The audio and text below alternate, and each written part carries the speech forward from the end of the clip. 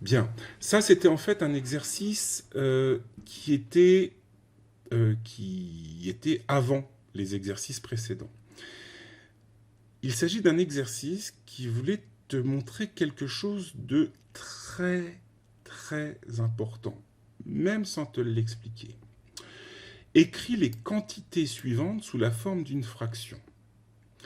Et là, il fallait constater que pour un même carré, celui-ci ou celui-ci, 5 parts de ce carré partagées en 10 ou 50 parts de ce carré partagées en 100, c'était la même quantité.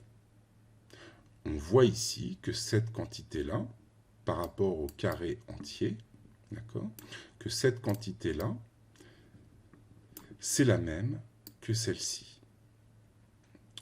Autrement dit, l'objectif principal de cet exercice, c'était d'introduire les centièmes, mais de te montrer le lien qu'il y a entre les dixièmes et les centièmes.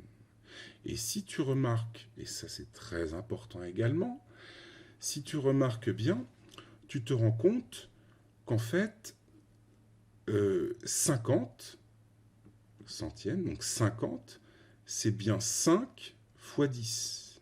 C'est-à-dire qu'en fait, les centièmes, c'est bien 10 fois 10, c'est-à-dire que les centièmes, c'est bien 10 fois 10, et que 50, c'est bien 5 fois 10. Autrement dit, 5 dixièmes, 5 parts d'un gâteau coupé en 10, c'est la même chose que 50 parts d'un gâteau coupé en 100. Et l'exercice ne visait que cet objectif, de faire comprendre que quand on découpe un gâteau en 10 ou quand on découpe un gâteau en 100, il y a des équivalences, d'accord, et que on est et que c'est quelque chose qui doit te dire quelque chose, enfin qui doit te rappeler des souvenirs, à savoir qu'on passe de l'un à l'autre en multipliant par 10 ou en divisant par 10. D'accord? 9 dixièmes, c'est comme 90 centièmes. 2 dixièmes, c'est comme 20 centièmes.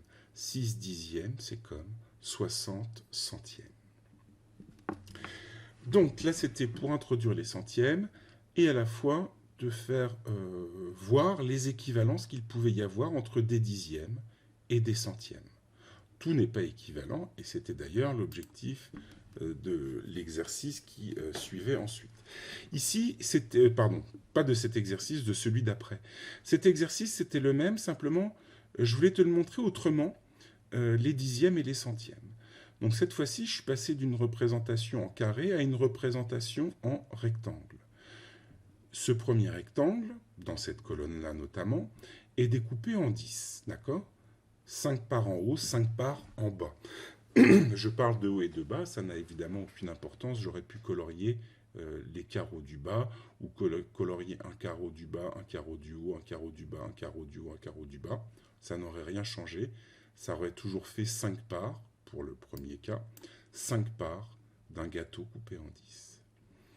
Là encore, pour te montrer en quoi 5 dixièmes c'est pareil que 50 centièmes, je voulais que tu constates qu'en fait, ici, le découpage reprenait exactement ce découpage, à savoir qu'en fait, chaque dixième ici, dans ce schéma, chaque dixième dans ce schéma avait été découpé en 10 dans celui-ci. Autrement dit, quand on découpe des dixièmes en 10, on obtient des centièmes. C'est important parce que c'est potentiellement le contraire que j'exprimais dans le premier exercice. Et c'est normal, puisque on passe de 5 à 50 en multipliant par 10, mais en réalité, si je prends une unité, en fait, je ne la multiplie pas, je la partage, autrement dit, je la divise. C'est-à-dire que si on divise chaque dixième par 10, on obtient des centièmes. Et c'était l'idée principale de cet exercice. D'accord? J'ai une unité découpée en 10, voici le message principal. J'ai une unité découpée en 10. Si je redécoupe cette unité qui est découpée en 10, que chaque dixième je le découpe en 10, j'obtiens des centièmes. Rassure-toi, les centièmes, on va s'en servir, mais pas tant que ça. On va surtout apprendre cette année les dixièmes. Mais tout de même, il fallait que tu manipules les centièmes pour bien comprendre ce qui se passe,